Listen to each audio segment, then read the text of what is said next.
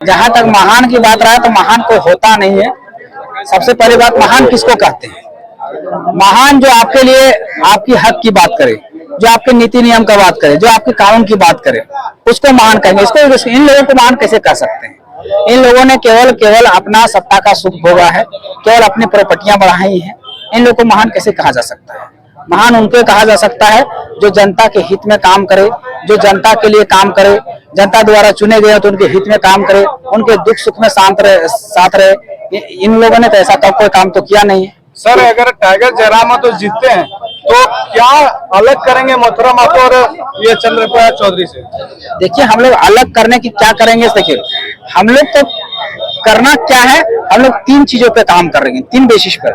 झारखंड की शिक्षा स्तर सबसे ज्यादा गिरा हुआ है। पूरा भारत की अगर सबसे खराब शिक्षा व्यवस्था है तो झारखंड की। इस शिक्षा व्यवस्था में सुधार हो, कैसे इन पर ज्यादा से ज्यादा शिक्षक की व्यवस्था हो, यहाँ के बाल बच्चे ज्यादा से ज्यादा कैसे पढ़े, ये बातें, इन मुद्दों को हम लोग लोकसभा में उठाने का काम करेंगे। टाइगर जयराम मातो वहां उठाने का काम करेंगे। दूसरा काम करेंगे कि झारखंड में जितने भी स्वास्थ्य केंद्र है, उप स्वास्थ्य केंद्र में, इसमें ना तो डॉक्टर है ना तो दवाई है। हमारे बाल बच्चे बीमार होते हैं, इलाज हम लोग प्राइवेट में कराना पड़ता है, जो बहुत कॉस्टली है, जो हम लोग सर्वाइव नहीं कर पाते हैं। तो यहाँ डॉक्टर की व्यवस्था कैसे हो, दवा की व्यवस्था कैसे हो, इन बातों को, इन मुद्दों को हम लोग लोकसभा में उठाएंगे। ये काम करेंगे। हम लोग अगला काम करेंगे कि झारखंड के बहुत सारे बच्चे पीजी पीएचडी करके आज बेरोजगारी है, बेरोजगार का दंश झेल रहे हैं, उत्पीड़न झेल रहे हैं, पीड़ा झेल रहे हैं, पलायन कर रहे हैं, बम्बई दिल्ली में खट रहे हैं, बंधुआ मजदूरी कर रहे हैं। तो इन मुद्दों को उठाएंगे कि झारखंड में अगर 100 नौकरियां निकलती है, उसमें से 90 नौकरियां बाहर के लोग जाते हैं, 90 नौकरियां हमारे हाथों में सुरक्षित हो, ऐसा कानून बनाने के लिए हम लोग सदन में आवाज उठाएंगे। ये 3 काम हम लोग करेंगे। सर, बेसिकली आप बोलते हैं कि ये चीज आवाज हम उठाएंगे, लोकसभा में आवाज उठाएंगे, इस चीज को कानून मतलब नीति बनाएंगे, नियम बनाएंगे। तो सीएनटी एक्ट के बारे में सर आपको पता होगा, सीएनटी एक्ट बना हुआ है, फिर भी आप देखते होंगे कि जो भी रांची का जमीन है, सीएनटी एक्ट लगा हुआ है, फिर भी मतलब वहां पर बिहारियों या फिर बाहरियों का कब्जा है सर। सीएनटी एक्ट होते हुए, मतलब नीति नियम होते हुए भी देखिए कि बाहरी लोग का ज्यादा कब्जा है वहाँ पे। नहीं, आपकी बातें 100% सही है। आज सीएनटी एक्ट का वायलेशन इतना ज्यादा हो गया है, इतना ज्यादा अतिक्रमण हो गया है कि सोच नहीं सकते। देखिए, बाबा साहब अम्बेडकर ने बहुत अच्छा बात कहे थे कि कानून हो या संविधान हो, वो गलत नहीं होता, उसको लागू कराने वाले लोग गलत होते हैं। उनको किस तरह से वो लोग चलाते हैं, किस तरह से वो लोग मनवाते हैं, किस तरह से उसको संभालते हैं, ये उन लोगों पर डिपेंड करता है। जो कुर्सी पे बैठे हुए हैं, तो वही लोग संविधान को, इस कानून को वायलेशन कर रहे हैं। तो ये अगर उस पर जब तक कुर्सी में बैठे लोगों को नहीं चेंज करते, तब तक सीएनटी कानून में अतिक्रमण में बंद नहीं होगा। अतिक्रमण सीएनटी कानून में बंद, अतिक्रमण तभी बंद होगा जब वहां पर उस वायलेशन को रोकने वाले लोग वहां बैठेंगे। दादा, एक और सवाल, और आप जनता, बहुत सारे ऐसे जनता सवाल उठाती है कि पद मिलने के बाद कोई भी बदल जाता है, जैसे कि जयराम मातो को हम जिता देंगे तो वो बदल जाएगा। तो आप जनता को क्या मैसेज देना चाहते हैं? देखिए, जहाँ बदलने की बात रहा तो जयराम मातो कहाँ से है, किस परिप्रेक्ष्य से है? जयराम मातो एक ऐसे परिपाटी से पले बड़े हैं, एक ऐसा स्तर से उठे हैं जो बदलने का तो कोई बात ही नहीं हो सकता। क्या है उनके पास, किसके लिए वो करेंगे? अपना परिवार में तो देखिए क्या स्थिति है, तो बदले लेंगे नहीं। और दूसरी बात, जो लोग इसलिए भ्रम फैला रहे हैं ताकि जनता गुमराह हो और वोट उसको करे, इसलिए गुमराह किया जा रहा है। ऐसी बातें गुमराह करने के लिए की जा रही है कि वो भी बदल जाएगा। सर, झारखंड के जो युवा है सर, वो मतलब जेबी केसेस को बहुत ज्यादा सपोर्ट कर रही है, खास करके छात्र वर्ग के जो लोग हैं। जैसे कि झारखंड का जो सीजीएल एग्जाम हुआ था, उसको कैंसिल कराने में बहुत बड़ा हाथ रहा जेबी केसेस का। और जेबी केसेस का जो मतलब झारखंड सीजीएल का जो परीक्षा हुआ था, पूर्ण आधार पर देखा जाए तो बहुत ज्यादा पेपर लीक हुआ था। इसके आधार पर जेबी केसेस उसको कैंसिल करवाए, लेकिन जेपीएससी का भी कहीं कहीं मामला, कुछ लीक का पेपर का कुछ मामला आया हुआ था, लेकिन जेबी केसेस उस पर हाथ नहीं लगा पाए। आपको जानकारी नहीं है? क्या नाम है आपका न्यूज चैनल का? मार्टी न्यूज के भैया जी, आपको जानकारी नहीं है कि जब जेपीएससी का रिजल्ट जारी हुआ, पेपर लीक हुआ, जब धांधली हुआ, तो हमारे जो देवेंद्र दा थे झारखंड स्टूडेंट यूनियन का, वो आंदोलन करने के लिए रूपरेखा तैयार कर चुके थे, लेकिन आचार संहिता लगा हुआ था। और आचार संहिता में आपको पता है कि आप किसी तरह का आंदोलन नहीं कर सकते, आपको पता होना चाहिए। नहीं तो जेबी केसेस इतना आसानी से हार मानने वाले नहीं थी। जेबी केसेस रूट में बना चुकी थी।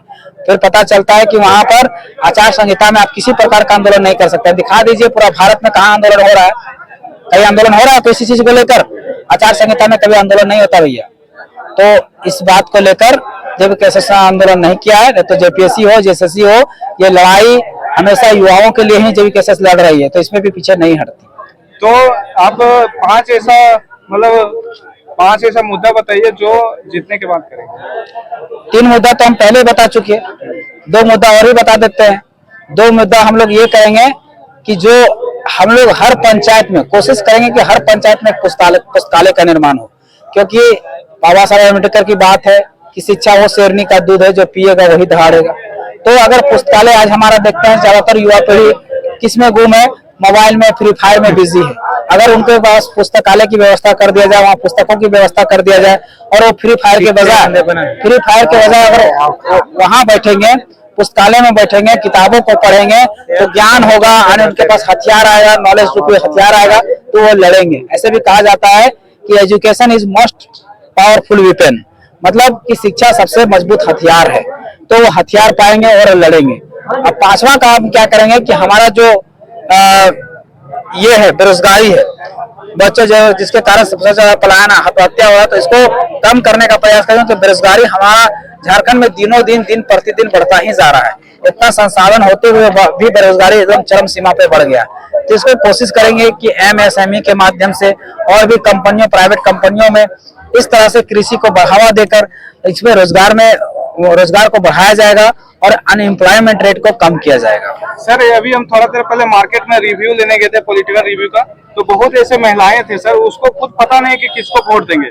मतलब इतनी अशिक्षित है कि उसको पता ही नहीं 25 मई को वोट है, या फिर हमको किसको वोट देना है, जेएमएम को देना है, आशू देना है, बीजेपी देना है, किसको देना है, जेएलकेएम को देना है, किसको देना है, कुछ पता ही नहीं है। और मतलब देखिए, मतलब उनको ऐसा लुभाया जाता है कि मतलब आप इसमें दे दीजिए, हमें ये वो साड़ी दे देंगे, तो वो मतलब लाभुक हो जाती है, लालच कर जाती है कि मतलब इसको हम इसमें वोट दे देंगे, हमको ये चीज मिल जाएगा। नहीं, इतनी अशिक्षित है। आपकी बातें 100% सही है।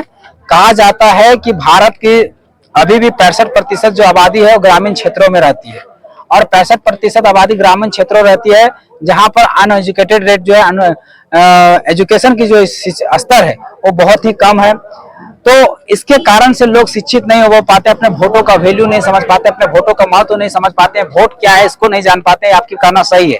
तो उसी के लेकर हम लोग जागरूकता अभियान भी 2.5 सालों से चला रहे हैं, और हमेशा हम लोग लोगों को यही कहते हैं कि आपको वोट का सही प्रयोग करना सीखिए, वोट को सही लोगों को देना सीखिए, पार्टी पॉलिटिक्स से ऊपर वोट दीजिए, जाति धर्म से ऊपर उठकर वोट दीजिए, इंडिया पाकिस्तान से ऊपर उठकर वोट दीजिए, लिंग संप्रदाय से ऊपर उठकर वोट दीजिए, बिना दारू मुर्गा लिए, बिना हाड़ मांस खाए वोट कीजिए, निष्पक्ष और निष्भाव से वोट कीजिए। पर आज तक जनता यही करती आ रही है कि किसी न किसी चीज का प्रलोभन में फंस जाती है और वोट कर देती है। तो इस बार हम लोग ने जागरूकता लाई है, देखिए कितना सफल होता है। ये 2024 को ही चुनाव देखने को मिलेगा। दादा, जैसे जेबी कैसेस बोलती है कि लाइब्रेरी खोलेंगे साथ ही हर बूथ पे, तो उस पे क्या बोल रहे हैं? बूथ पे नहीं बोले, हम लोग पंचायत पे बोले। हाँ, पंचायत पे हम लोग पे, हाँ, हम लोग का अभी भी हम लोग का वो अड़िग है उस बात पे, और हमेशा अड़िग रहेंगे। हम पहले ही तो कह चुके, इसके पहले ही कहा है कि पंचायत वो शिक्षा से हम लोग लड़ाई हमारी सफल हो सकती है। इसलिए हम एजुकेशन मामले में सबसे पहला कदम क्या रहेगा? जेबी कैसेस पहला कदम वही बोले ना कि सबसे पहला कदम, हम तो एजुकेशन की बात की कि सबसे पहला कदम यही रहेगा कि सबसे पहले जो स्कूलों में जो मास्टर की कमी है उस कमी को पूरा किया जाए, उसकी बातों को वहां उठाया जाए। अगर हमारी मेजोरिटी होगी तो सबसे पहले शिक्षकों की बहाली की जाएगी। चलिए, बहुत बहुत शुक्रिया, धन्यवाद।